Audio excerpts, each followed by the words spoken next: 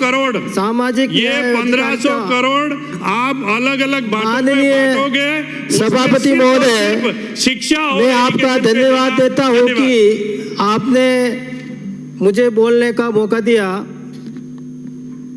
सभापति महोदय, मैं आप सबको धन्यवाद देता हूं कि आज हम सब दोनों जो हमारे जनजातीय एवं सामाजिक न्याय का जो पिछड़ा हुआ क्षेत्र है उसके विकास के लिए बात कर रहे हैं।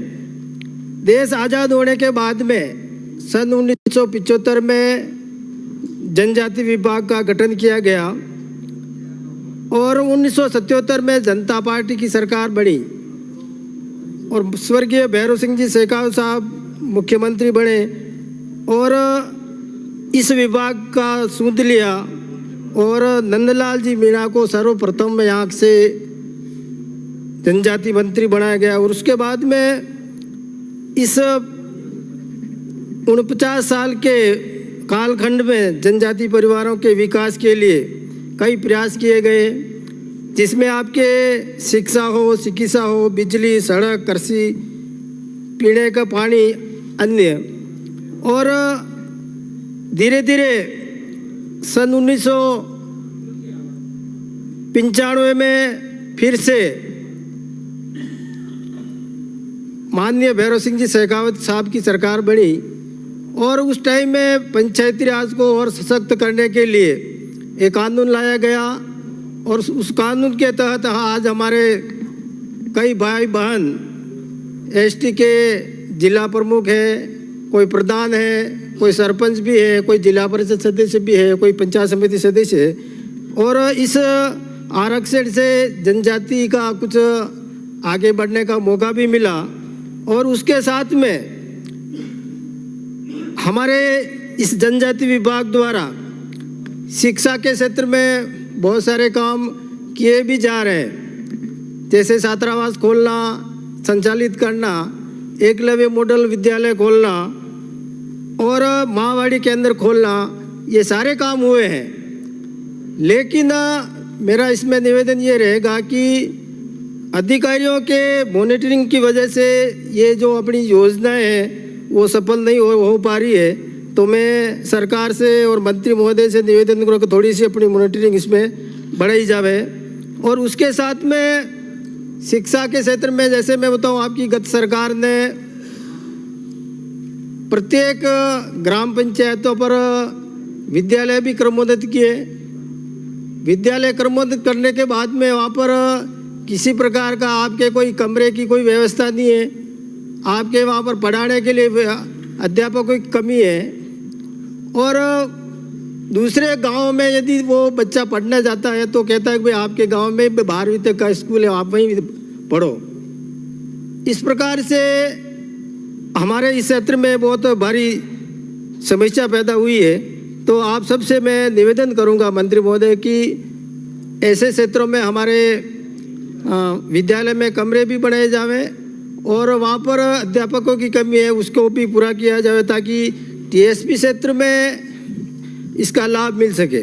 उदाहरण के तौर पे मैं बताऊं आपको कि इस वर्ष हमारे यहाँ पर कोटड़ा में कम से कम 400 अध्यापक बाहर से आए और कोटड़ा से एक भी हमारा अध्यापक नहीं बढ़ा। उसका कारण ये था कि वहाँ पर विद्यालय में अध्यापक नहीं है, सुविधाएं नहीं है, उस कारण से उनका लाभ नहीं मिलने से आज हम यहाँ वंचित हैं। उसके अलावा अभी वर्तमान में हमारे बजट में देवला में हमारे को एक एकलव्य मॉडल की घोषणा की। मैं माननीय मुख्यमंत्री जी का, वित्त मंत्री जी का एवं मंत्री जी का धन्यवाद देता हूं कि आपने एकलव्य मॉडल खोलने की घोषणा की। उसके अलावा आपने देखा होगा कि 2018 में हमारे राजस्थान में कुछ टीएसपी क्षेत्र का विस्तार भी हुआ था, जिसमें पूरा हमारा गोकुंदा क्षेत्र इसमें शामिल हुआ था। और टीएसपी क्षेत्र घोषित होने से मेरे वहाँ पर लगभग 5000 लोग आपके सरकारी नौकरियों में लगे उस टीएसपी के आरक्षण से। कोई आपके पुलिस में भी लगा, कोई पटवारी बना, कोई सचिव बना।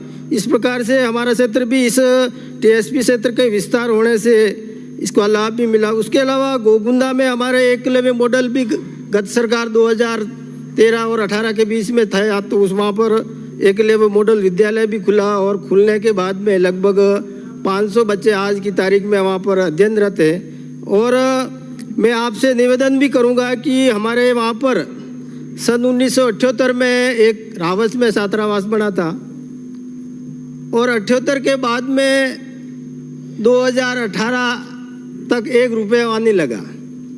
2018 में लगभग 1 लाख रुपए वहाँ पर उसके रंग रोगन के मिला। और उसके बाद में गत टाइम में भी मैंने इस बात को उठाया था और वर्तमान तक वहाँ पर एक भी आज की एक कन्नी ईंट भी वहाँ कुछ लगी भी नहीं है।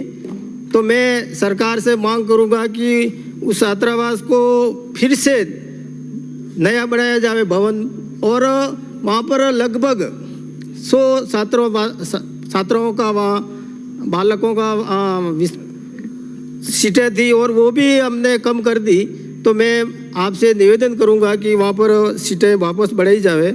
इसके अलावा बिजली की जहाँ तक बात है, हमारे क्षेत्र में सौभाग्य योजना एवं दीनदयाल योजना में लगभग सभी गांवों में लाइट पहुंच गई है, लेकिन कुछ गांव ऐसे हैं जो वन विभाग के एरिया में आते हैं, उस कारण से वहाँ पर अपनी लाइट नहीं पहुंची है। तो वहाँ पर लाइट पहुंचाने का काम भी सरकार से मैं निवेदन करूँगा।